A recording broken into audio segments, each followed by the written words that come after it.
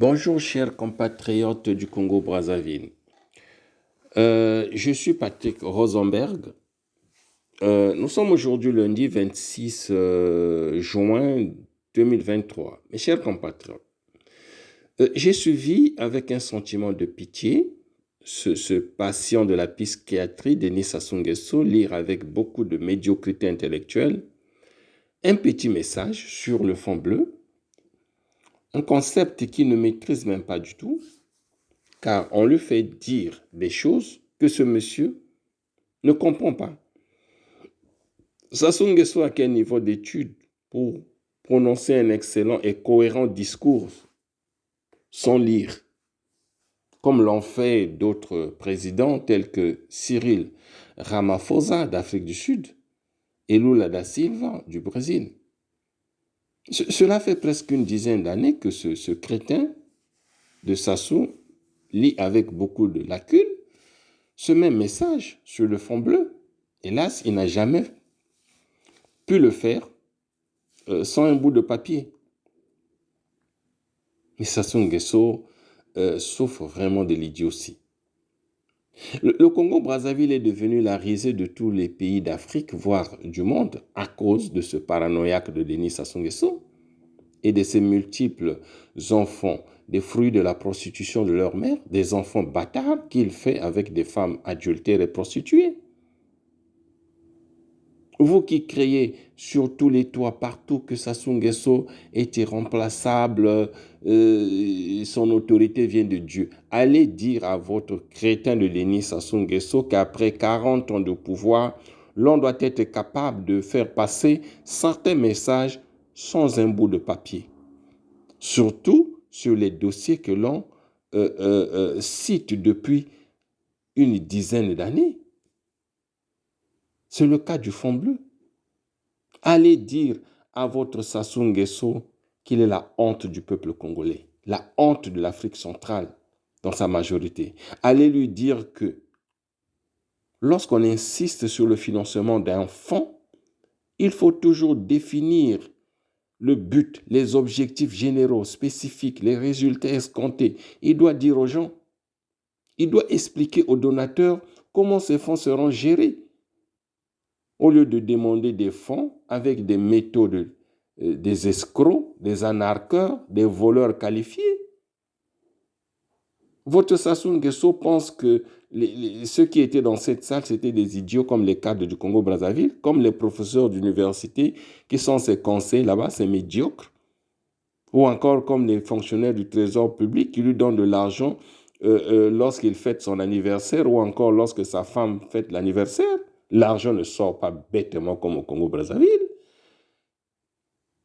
Je l'ai toujours dit, mes chers compatriotes, et je le répète que Denis Sassou Nguesso, le chef des escadrons de la mort au Congo-Brazzaville, est un gros partisan de moindre effort intellectuel, un véritable criminel pathologique incurable, peu capable de raisonner, de comprendre et d'agir judicieusement, incapable d'évaluer les valeurs démocratiques et des droits humains. Ce Sassou Nguesso ne dit et ne fait que des idioties, parce qu'il illustre, hélas, une certaine imbécilité et souffre d'une disparition notable de l'intelligence, des facultés affectives, sensitives et motrices accompagnées de perversion des instincts. Et c'est celui-là qui doit gouverner le Congo. Ce Sassou Nguesso est un putiste dépourvu de bon sens et de raison, un vrai psychopathe indigne de la fonction présidentielle. Mes chers compatriotes, le régime criminel et barbare du charognard Denis Sassou Nguesso doit libérer sans condition le président élu en 2016, le général Jean-Marie Michel Mokoko, détenu et torturé pour des raisons dérisoires. Il doit mettre fin au pillage des richesses de notre pays. Le paranoïaque Denis Sassou Nguesso doit choisir entre laisser perdurer les crimes politiques, l'état d'anarchisme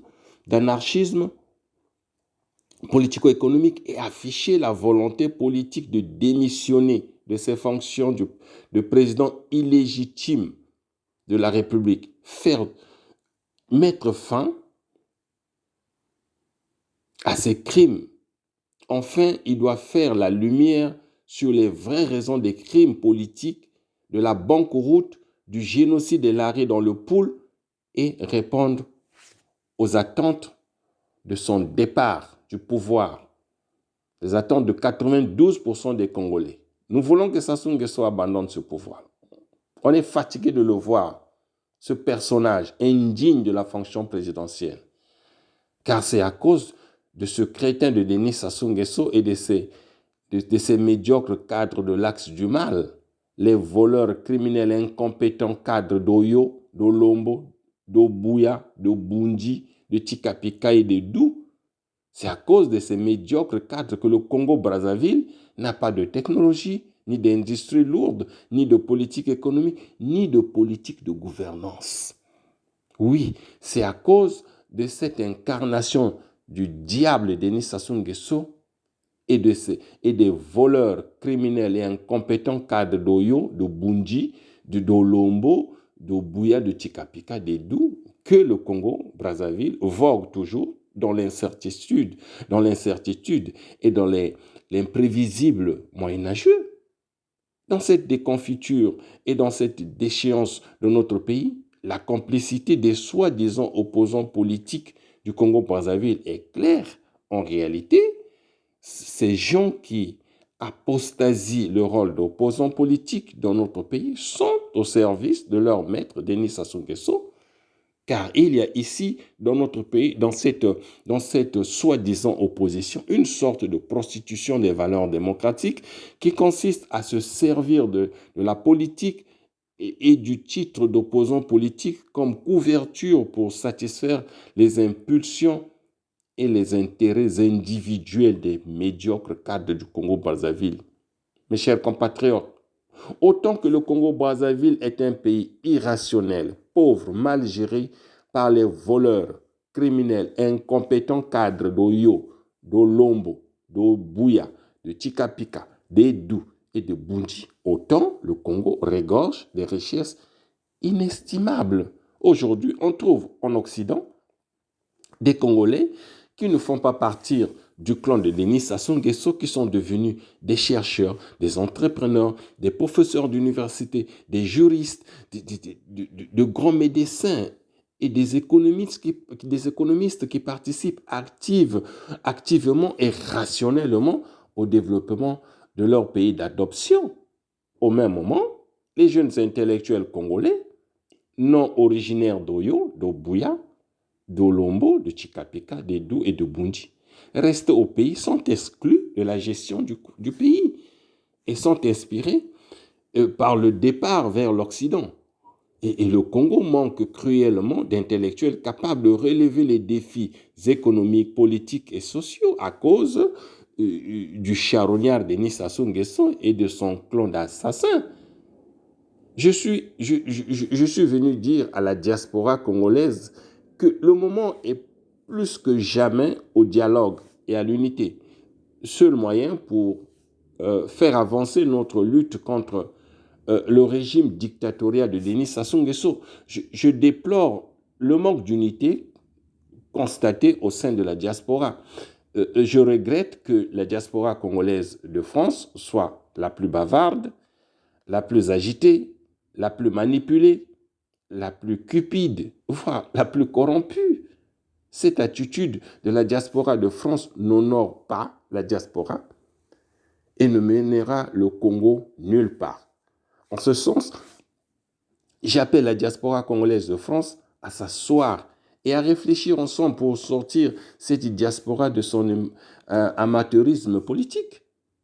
Restons unis afin de continuer à accompagner le peuple congolais dans cette lutte contre la dictature féroce de Denis Sassou Nguesso. Nous devons travailler ensemble pour sortir le Congo du bourbier et relancer de manière définitive et résolue le projet démocratique de notre Congo. Et il est clair que le leadership de la diaspora devra être exercé d'une manière très inclusive et consultative afin de maintenir la légitimité de la diaspora congolaise. Et il est sûr que tout le monde dans la diaspora n'obtiendra pas exactement ce qu'il veut dans les prochains jours ou dans les années à venir. Mais il est toutefois important que toute la diaspora priorise le Congo et le bien-être général au-dessus des intérêts personnels. Chers compatriotes, je vous le rassure, Denis Sassou Nguesso est un handicapé mental dont les actes et les paroles dénotent un esprit crétin. Vive le Congo-Brazzaville, vive les Congolais, vive la diaspora congolaise. Je vous remercie, Patrick Rosenberg. Au revoir, à la semaine prochaine. Je vous prie de partager mon audio. Merci pour la partager. Au revoir.